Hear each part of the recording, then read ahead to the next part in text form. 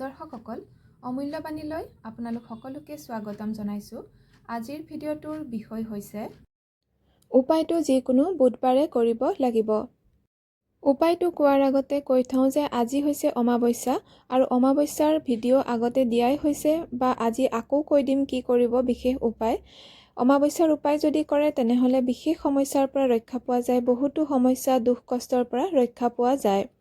আৰু যদি পাৰে আজি সন্ধিয়া আপোনালোকে তুলসীৰ গছৰ গুৰিত চাকি দিব, মিঠাতেলৰ দিব পাৰে, ঘিৰ দিব পাৰে আৰু আহঁত গছৰ তলতো এগছি তেলৰ চাকি দিব যদি পাৰে ৰাতি। আৰু আহঁত গছৰ চাৰিওদিশে সূতা কলৱা বান্ধিব পাৰে, 7 পাক মেৰিয়াই বান্ধিব আৰু প্ৰদক্ষিণো কৰিব পাৰে আৰু ওম নমো ভগৱতে বাসুদেৱায় মন্ত্ৰও জপ কৰিব পাৰে আহঁত গছৰ তলত চাকি দি এইখিনি কাম কৰোঁতে। অমাৱস্যাত ঘৰ দুৱাৰ পৰিষ্কাৰ কৰিব পাৰি, বিশেষ ভাল হয়। আৰু যদিহে ঘৰত কোনো পুৰণা বস্তু আছে, ভঙা চিঙা বস্তু আছে, সেই সকলোবোৰ আঁতৰাব আজি অমাৱস্যাৰ দিনত। বিশেষভাৱে সুফল লাভ কৰিব, সুখ শান্তি টকা পইচাৰ আগমন হ'ব ঘৰলৈ।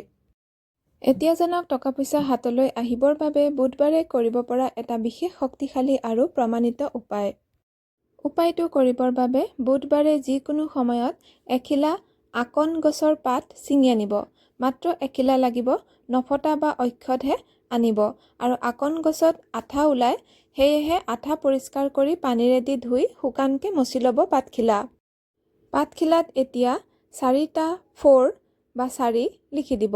লিখাৰ পিছত তাৰ তলতেই আপোনাক কিমান টকাৰ দৰকাৰ হৈছে সেই পৰিমাণৰ টকাৰ কথা লিখিব বা আপুনি যিমান টকা বিচাৰে সেই পৰিমাণৰ টকা লিখি দিব, যেনে 10,000, 20,000, 1 লাখ, যিমানটো দৰকাৰ হৈছে লিখি দিব।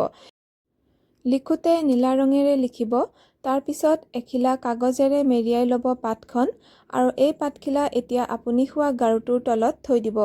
এনেকৈ বুধবাৰে ৰাতি শোৱাৰ আগতে আপুনি কৰি ল'ব আৰু বুধবাৰৰ পৰা এনেকৈ থাকিব পাতখিলা গাৰুৰ তলত বা গাৰুৰ কভাৰৰ ভিতৰত ভৰাই থ'ব আৰু শনিবাৰ অহাৰ লগে লগে শনিবাৰে ৰাতিপুৱা শুই উঠি এই পাতখিলা আপুনি কোনো গছৰ গুৰিত দি দিব বা মাটিত পুতি দিব। এনেকৈ আপুনি এদিন কৰিলেই হয়, এটা বুধবাৰে কৰিলেই হয়। আৰু যদিহে আপোনাৰ টকাৰ যোগাৰ নহয় বা টকা অহা নাই তেনেহ'লে আপুনি 4টা বুধবাৰে এনেকৈ কৰিব আৰু শনিবাৰ অহাৰ লগে লগে পাতখিলা আপুনি মাটিত পুতি দিব বা গছৰ গুৰিত দি দিব। কৰি চাব এই উপায়টো, পইচা অহাটো নিশ্চিত। আজিৰ ভিডিঅ' ইমানতে সামৰিছোঁ। ধন্যবাদ।